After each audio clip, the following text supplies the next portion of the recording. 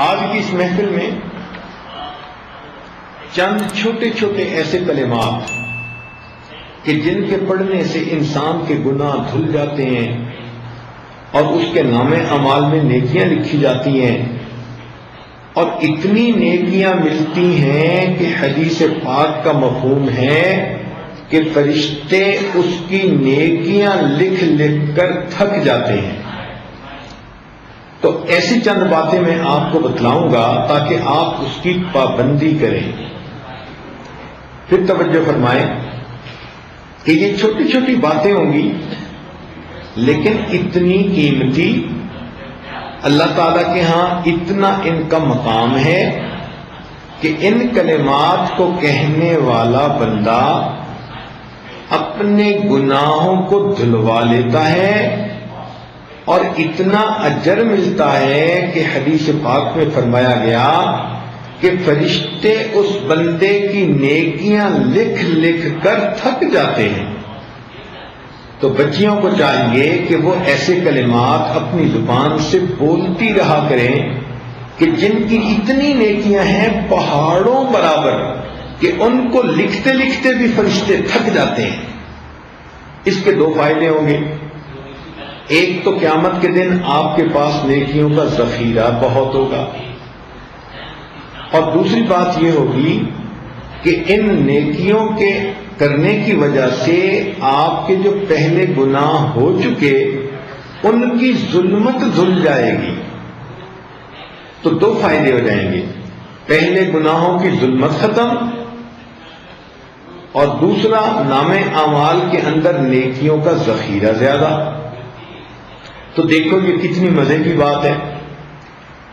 تو اس کی ہوتی ہے عادت بنانے کی بات۔ اگر آپ ان کلمات کو پڑھنا عادت بنا لیں تو روز مرہ آپ کو نیکیاں ملتی جائیں گی۔ ہر دن آپ کے نام اعمال میں نیکیاں لکھی جائیں گی۔ ان میں سے ایک پہلا عمل ہے استغفر اللہ پڑھنا۔ جب ہم استغفر اللہ پڑھتے ہیں تو اس کا مطلب یہ ہوتا ہے کہ اے اللہ، میں اپنے گناہوں پہ نادم اور شرمندہ ہوں، آپ میرے ان گناہوں کو معاف فرما دیجیے۔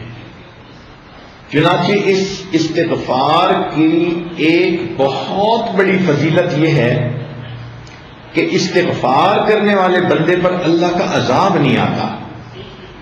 توجہ فرمائیں کہ استغفار کثرت سے کرنے والے بندے پر اللہ تعالیٰ کا عذاب نہیں آتا۔ کیا مطلب؟ کہ دنیا میں گناہوں کی وجہ سے انسان ذلیل ہوتا ہے، رسوا ہوتا ہے، دشمن اس پر غالب آ جاتے ہیں، اس کے رزق میں کمی کر دی جاتی ہے۔ تو یہ گناہوں کا جتنا وبال ہے اللہ تعالیٰ استغفار کی وجہ سے اس کو روک دیتے ہیں۔ ہر عورت چاہتی ہے کہ مجھے دنیا میں رسوائی نہ ہو، کہیں گناہوں کی وجہ سے میری شکل ہی نہ مسخ کر دی جائے، مجھ سے رزق ہی نہ چھین لیا جائے۔ تو اگر یہ تمنا دل میں ہے تو پھر اس کے لیے آپ کثرت کے ساتھ استغفار کریں۔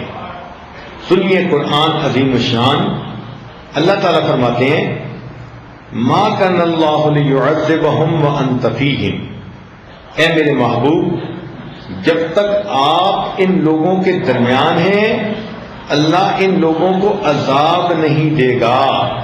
وما کان اللہ معذبہم وہم یستغفرون، اور اللہ اس وقت تک بھی ان کو عذاب نہیں دے گا جب تک کہ یہ استغفار کرتے رہیں گے۔ اس کا مطلب یہ کہ نبی علیہ الصلوۃ والسلام کی موجودگی میں جو برکتیں تھیں کہ اللہ کا عذاب ٹل گیا تھا، استغفار کے پڑھنے سے بھی وہی برکتیں ظاہر ہوتی ہیں، اللہ تعالیٰ اپنے عذاب کو ٹال دیتے ہیں۔ چنانچہ مکہ مکرمہ کے جو لوگ تھے وہ نبی علیہ الصلوۃ والسلام سے کہتے تھے کہ اگر ہم آپ کا انکار کرتے ہیں تو ہمارے اوپر عذاب کیوں نہیں آتا؟ اور ان کے اوپر عذاب کوئی نہ آیا. تو یہاں پر مفسرین نے تفصیل لکھی. وہ فرماتے ہیں کہ مکہ والوں پر عذاب اس لیے نہ آیا کہ اللہ تعالیٰ کے نبی علیہ السلام وہاں موجود تھے. سوال پیدا ہوتا ہے کہ جب نبی علیہ السلام نے ہجرت فرما لی تو اس وقت عذاب آ جاتا. تو اس کا جواب علماء نے دیا کہ وہاں پر کچھ صحابہ موجود تھے جنہوں نے ہجرت نہیں کی تھی، وہیں رہ گئے تھے مگر کلمہ پڑھا تھا انہوں نے، بوڑھے تھے یا کوئی اور عذر تھا، تو ان کی برکت سے عذاب نہ آیا.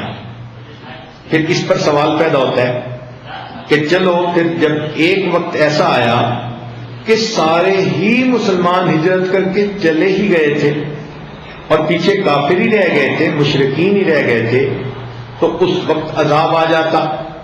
تو مفسرین نے لکھا کہ ان مشرکین کی عادت تھی کہ جب یہ طواف کرتے تھے بیت اللہ کا تو غفرانک کا لفظ کہا کرتے تھے. غفرانک کا، اے اللہ ہماری مغفرت کر دے، یہ بھی استغفار ہے. تو مشرکوں کے اس لفظ کے کہنے کی وجہ سے اللہ نے ان کو بھی عذاب سے بچائے رکھا. تو اگر مشرک یہ لفظ کہہ دے اللہ اس کو عذاب سے بچا دیتے ہیں، تو اگر مومن کہے گا تو پھر اللہ تعالیٰ کتنے مہربان ہوں گے. لہذا آپ استغفار کی کثرت کریں. دن میں 100 مرتبہ صبح اور شام تو کم سے کم درجہ ہے. زیادہ پڑھنا چاہیں تو زیادہ بھی پڑھ سکتی ہیں. کام کاج کے دوران بھی استغفر اللہ استغفر اللہ استغفر اللہ اپنی زبان پہ رکھ سکتی ہیں. جتنا استغفار زیادہ کریں گی 2 فائدے ہوں گے. ایک تو گناہ دھل جائیں گے، اور دوسرا اس کی وجہ سے اللہ تعالیٰ کا غضب ہٹ جائے گا، اللہ کا عذاب ٹل جائے گا. اب آپ تھوڑی دیر کے لیے بیٹھ کے سوچیں نا کہ اگر ہمارے اوپر اللہ تعالیٰ کا عذاب آ جائے تو ہم تو کسی کو شکل دکھانے کے قابل نہ رہیں. آج جو جی رہے ہیں تو یہ اللہ رب العزت کی صفت ستاری کے صدقے جی رہے ہیں. اس لیے ہمارے اوپر استغفار کرنا بڑا ضروری. ویسے قرآن مجید میں فرمایا گیا کہ جو لوگ کثرت سے استغفار کرتے ہیں تو ان کو 5 فائدے ملتے ہیں. ایک فائدہ تو یہ انہ کان غفارا، کہ ان بندوں کے جو استغفار کرتے ہیں ان کی مغفرت کر دی جاتی ہے. دوسرا فائدہ کہ جہاں پر استغفار کثرت سے ہوتا ہے اللہ تعالیٰ بارشیں برساتا ہے، ان کو قحط سالی سے بچا لیتا ہے. وَيُمْدِدْكُمْ بِأَمْوَالٍ، جو لوگ استغفار کرتے ہیں اللہ تعالیٰ ان کے مال میں برکت دے کر ان کی مدد کرتے ہیں. وَبَنِينَ، اور جو لوگ استغفار کثرت سے کرتے ہیں اللہ تعالیٰ ان کو بیٹے عطا کرتے ہیں. اب کون سی عورت ہے شادی شدہ جو کہے کہ مجھے بیٹے کے پیدا ہونے کی طلب نہیں، تمنا نہیں؟ ہر عورت وش کرتی ہے. اور یہ بیٹے والی نعمت کیسے ملتی ہے؟ قرآن پاک کی آیت کا مفہوم کہ استغفار زیادہ کریں گی تو اللہ رب العزت بیٹے کے ساتھ بندے کی مدد فرمائیں گے. جنات، اللہ تعالیٰ باغ عطا فرمائیں گے. وَيَجْعَلْ لَكُمْ أَنْهَارًا، اور اللہ تعالیٰ زمین سے پانی کے چشمے جاری فرمائیں گے. اس لیے ہمیں چاہیے کہ ہم کثرت سے استغفار کریں. استغفار ہر بندے کو کرنا چاہیے، چاہے نیک ہے چاہے بد ہے.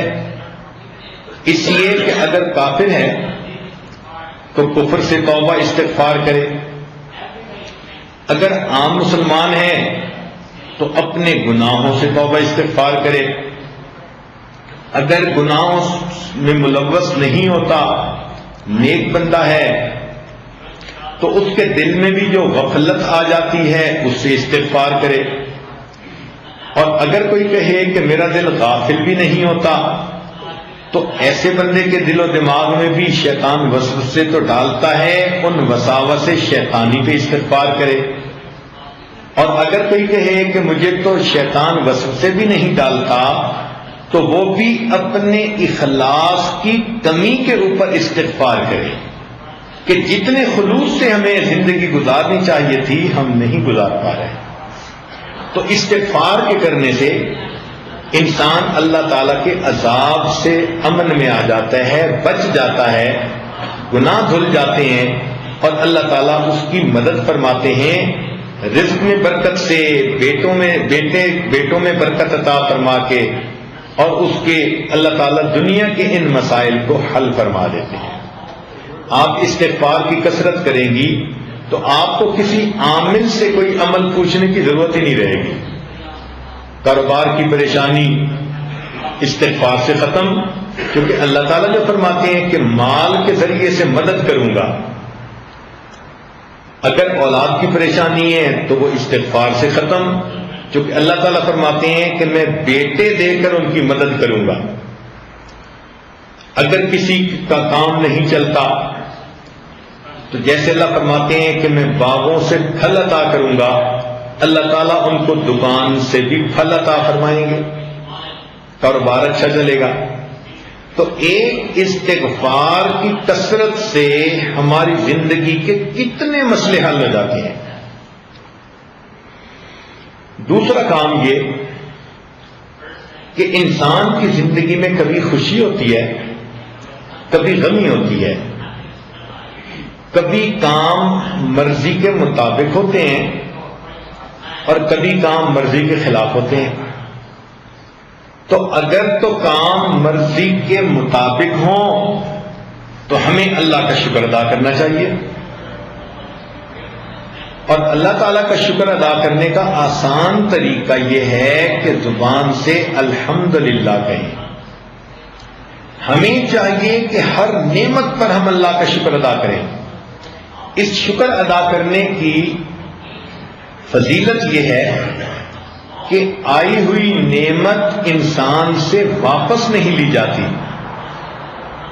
لئن شکرتم لازیدنکم، اللہ تعالیٰ فرماتے ہیں کہ اگر تم شکر ادا کرو گے ہم اپنی نعمتیں اور زیادہ عطا فرمائیں گے۔ اب مثال کے طور پر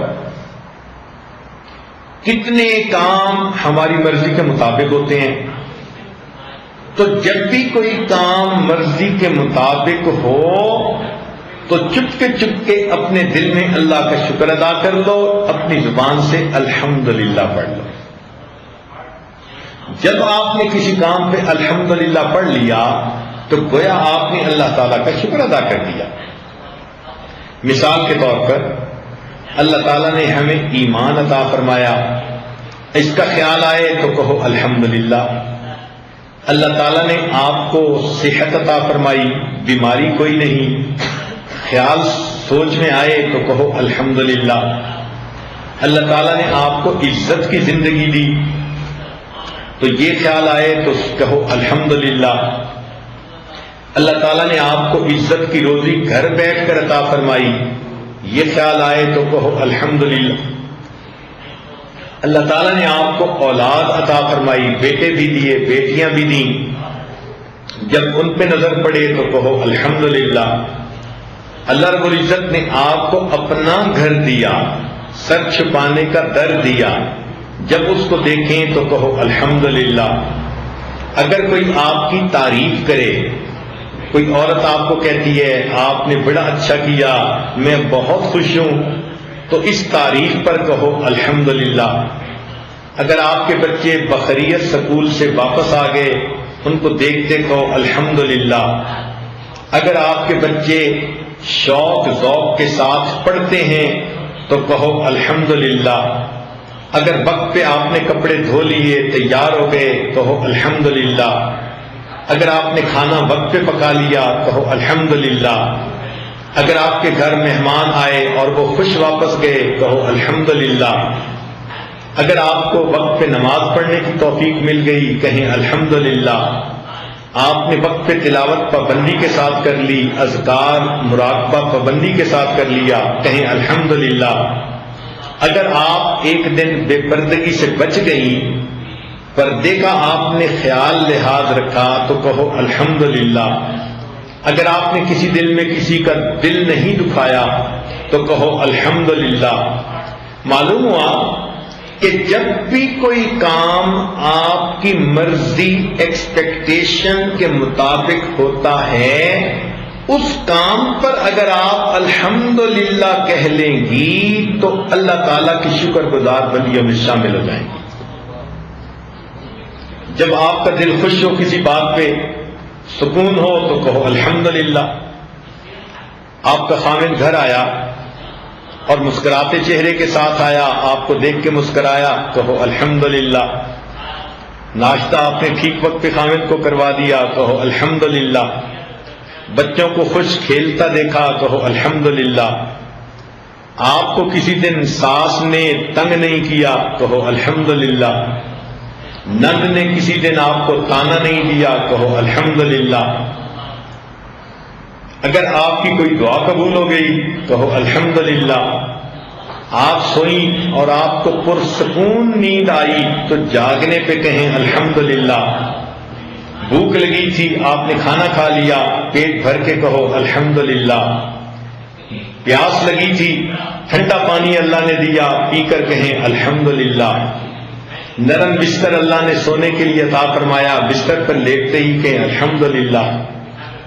تو اگر آپ غور کریں تو مجھے تو لگتا ہے کہ ہمیں ہر وقت ہی الحمدللہ کہنا چاہیے، حالانکہ ہماری عورتیں دن میں ایک دفعہ بھی نہیں کہتی ہوں گی الا ماشاء اللہ۔